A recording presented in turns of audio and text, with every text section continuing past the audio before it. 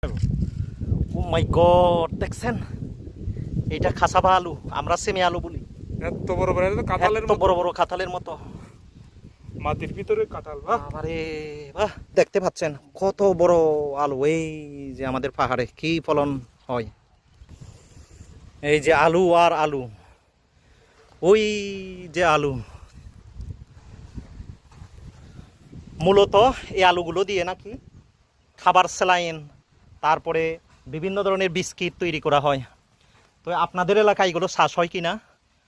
আমার এই আলুগুলো দেখে সত্যবেলার কথা মনে পড়লো আর কি।